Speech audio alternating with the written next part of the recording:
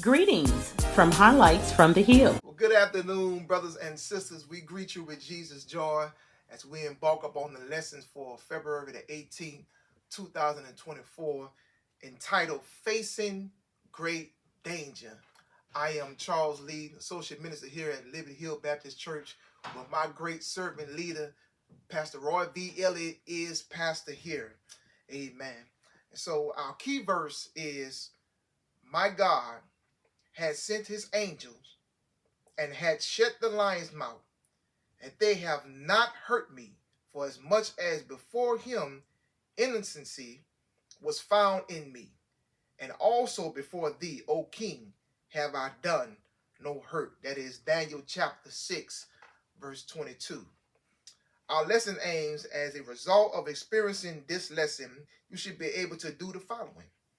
Analyze Daniel's personal conviction of faith in God amid injustice, prayerfully raise awareness of God's power and favor in times of difficulty, create opportunities or increase the effectiveness of existing opportunities to stand together against injustice. A little bit of introduction here is that through the years, millions of believers have preached, sung, testified that nothing will stop them from serving the Lord.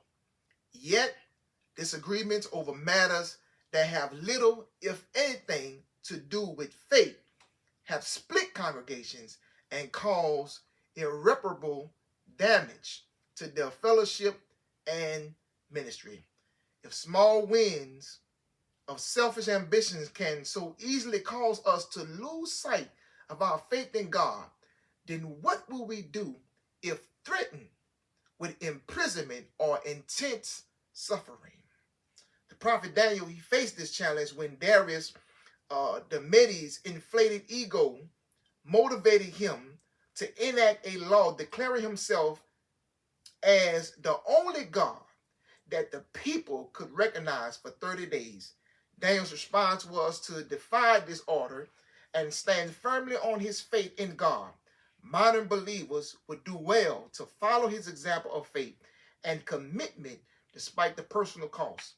Daniel devoted his life to daily living with God, sustained by his power, presence, and provision. Biblical context tells us that Daniel, whose name means God is my judge, is the acclaimed author of the book of Daniel. See Daniel 12 and 4.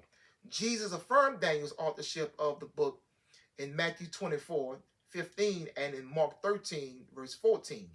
The book was mostly likely written between 540 and 530 BC. And Daniel and his three friends, Hananiah, Mishael, and Azariah, were deported to Babylon, where their names were changed, and they were eventually promoted in Nebuchadnezzar's administrative service because of their courageous faith and God's blessings. Although God allowed Gentile generations to conquer and dominate Israel, his sovereign purpose still remained the promised Messiah's rule over the world. Daniel revealed that God's immediate control of humanity's authority and affairs is revealed through miracles of deliverance for those who refuse to bow to political pressure to deny him and abandon their faith.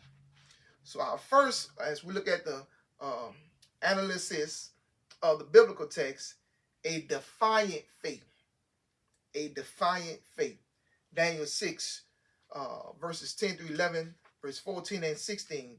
Now when Daniel knew that the writing was signed, he went into his house, and his windows being open in his chambers towards Jerusalem, he kneeled upon his knees 3 times a day and prayed and gave thanks before his God, as he did aforetime. Then these men assembled and found Daniel praying and making supplications before his God. And the king, when he heard these words, was sore displeased with himself, and set his heart on Daniel to deliver him. And he labored till the going down of the sun, to deliver him. Then the king commanded, and they brought Daniel, and cast him into the den of lions. Now the king spake, and said unto Daniel, Thy God, whom thou servest continually, he will deliver thee. Daniel 6, verses 1 through 9 sets the stage for Daniel's defiance stance and the result in this passage. Local rulers, they were determined to eliminate Daniel because of his prestigious governmental position in Babylon. Their major obstacle was Daniel's untarnished character and resistance to compromise his faith. And therefore, they united and deputed Darius into signing a decree making him the only God to petition for 30 days. One sign, not even the king could retract this edict.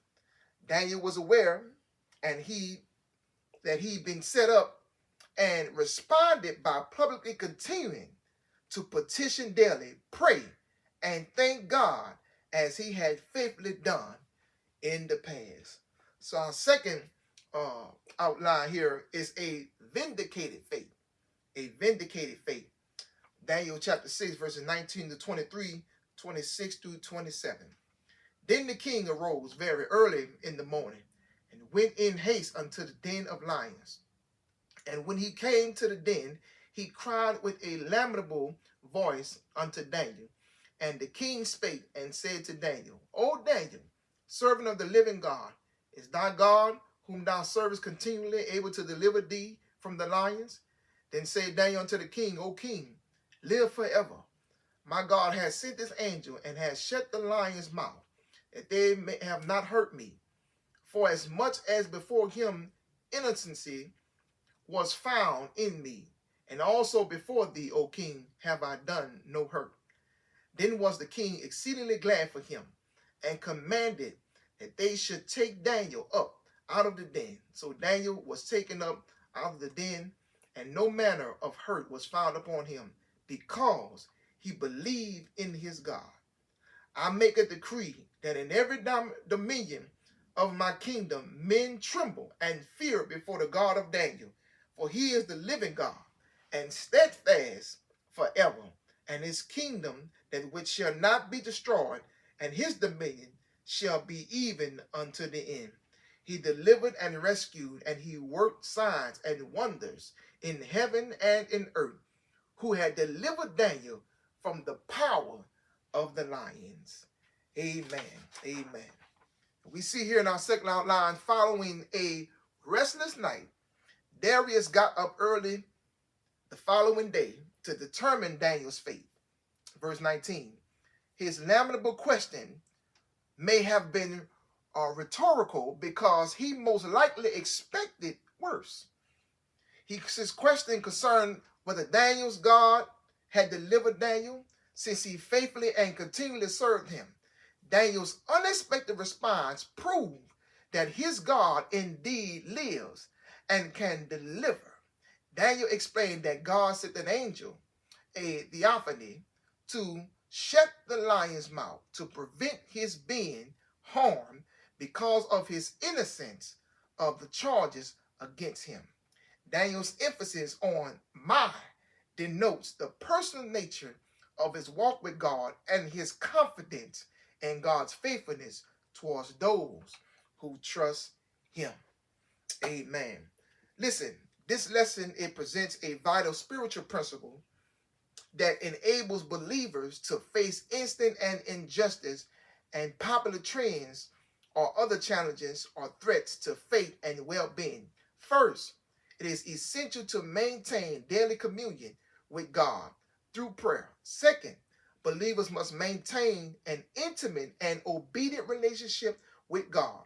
Third, believers must acknowledge God's sovereignty and his control over humanity and all creation. Fourth, they must recognize that faith in God does not shield us from trouble. Instead, God supplies the grace to see his children through their troubled times. Well, I'm getting ready to get up out of here. We thank God for y'all listening in on our lesson on today as we present highlights from the hill. Join us tomorrow morning at 9:15 for Sunday school. God bless you.